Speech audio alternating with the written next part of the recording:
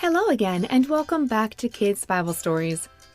Today is part 11 in our Exodus series, and this story is called God Provides and They Forget Again. This comes from Exodus chapter 16, verses 1 through 16. Before we start, let's remember how God has provided for His people, the Israelites. In our last two stories, these two miracles included water. Can you name them? He made the water clean. Very good. God saved the people from the Egyptians when He parted the Red Sea, and last week He miraculously made the water clean to drink. We pick up the story today, soon after the people experience these two amazing miracles. You think it'd be fresh on their minds, but we are seeing a pattern. God provides for them, and they quickly forget all about it.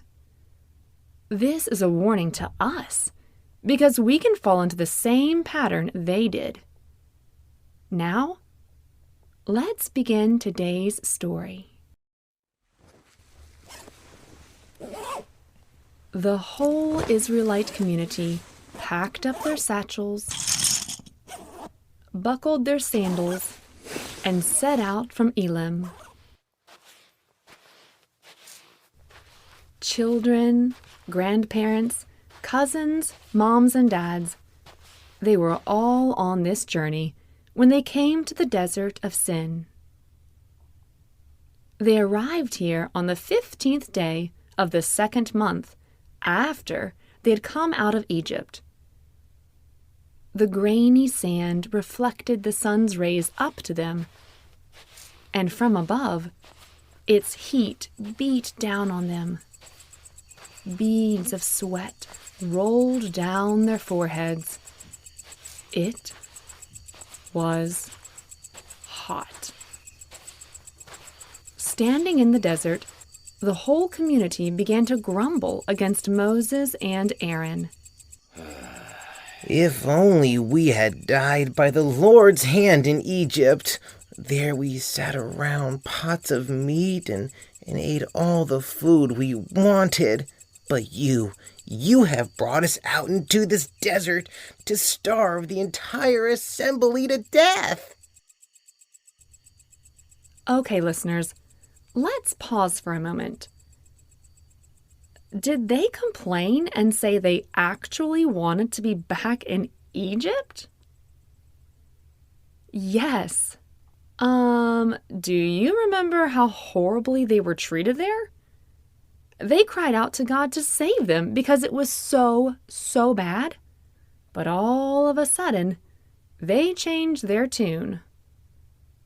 It's kind of like if you really did not like your class because there is a kid who is not kind. He would tease you, Daddy, boo, boo. and spread lies about you. A year goes by, and you are in a new class. Hooray! No meanie pants in this class. All the kids in here are kind and fun, but you don't have snack time in this classroom. You begin to grumble. Man, I wish we could have some graham crackers. Ugh, at least in Miss Michelle's class we could eat a snack. Jeez Louise.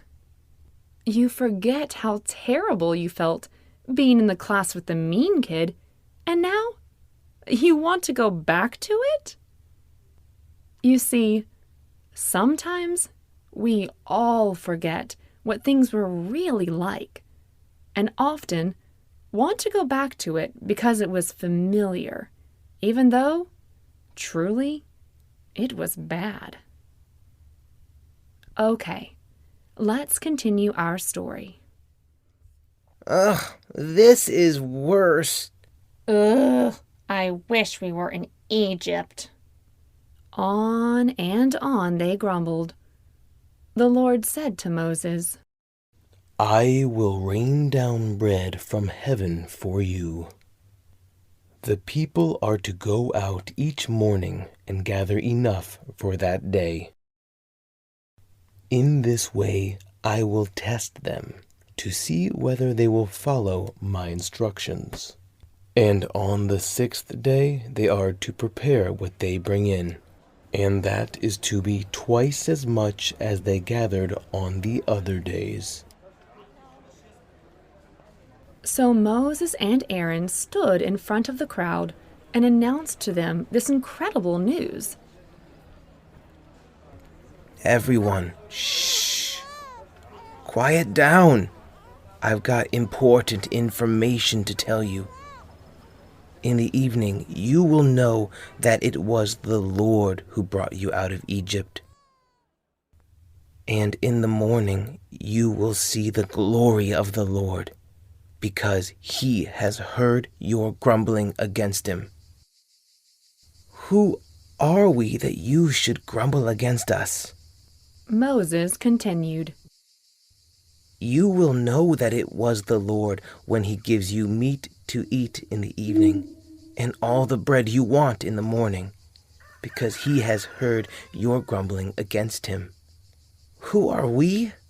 Well, you're not grumbling against us, but against the Lord. Then Moses turned to Aaron. Say to the entire Israelite community, come before the Lord, for he has heard your grumbling. While Aaron was speaking to the whole Israelite community, they looked toward the desert. They saw endless hills and valleys of sand. Until... what was that? Something in the distance. There was the glory of the Lord appearing in the cloud.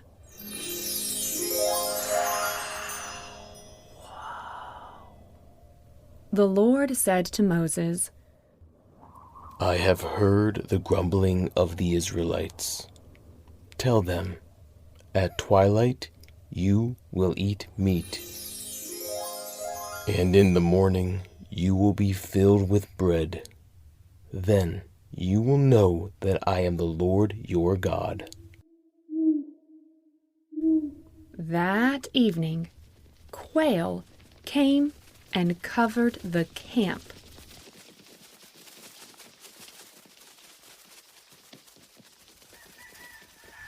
And in the morning, there was a layer of dew.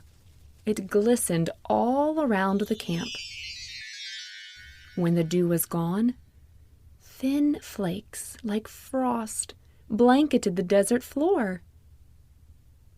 Imagine seeing a desert suddenly covered in frosty white, as if it had snowed the night before. When the Israelites saw this, their mouths dropped open in utter amazement. They said to each other, What is it? What in the world? What is it? They did not know what it was. Remember, they'd never seen this before.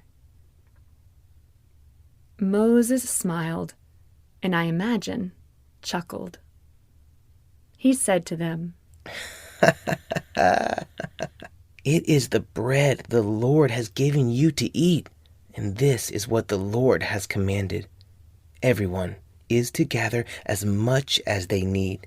Take about 2 quarts for each person you have in your tent. Well, that is it for our story today. But before we go, let's think about what we just heard. In our story, we heard God say, I have heard the grumbling of the Israelites. Tell them, at twilight you will eat meat, and in the morning you will be filled with bread. Then you will know that I am the Lord your God. So, what did God do to show them He was their Lord? Who He was? Answer out loud. I'll wait. Good, yes! He actually rained down meat and bread. That is amazing. We've only seen this happen in movies with make-believe, but God did it. I told you the Bible was not boring. Now that God did this, do you think they'll believe it's Him? And that He will provide them with what they need? I think so. No one else could make meat and bread fall from the sky. But then again, God already made the sea part, letting them walk through it. Oh, and they seem to have forgotten that. So maybe they'll quickly forget this way in which God has provided too. Do you ever forget the things God has done? Yes. We all do. And that's why it's so important we do things to help us remember. What are some ways we can do this?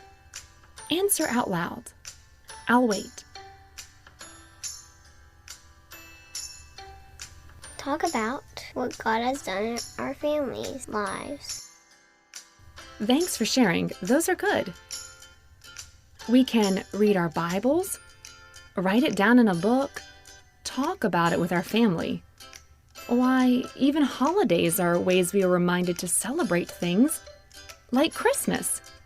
Each Christmas, we are reminded not to forget the greatest gift of all, that God gave us Jesus to save us. Go ahead and practice this. Maybe this way, we won't forget like the Israelites did in our story today. Well, that is it for our story today. Tune in next week to hear what they do with the bread that rained down from the sky. Will they listen to God? We shall see. Thanks for listening. Make sure to subscribe so you never miss an episode. And, as always, bye for now.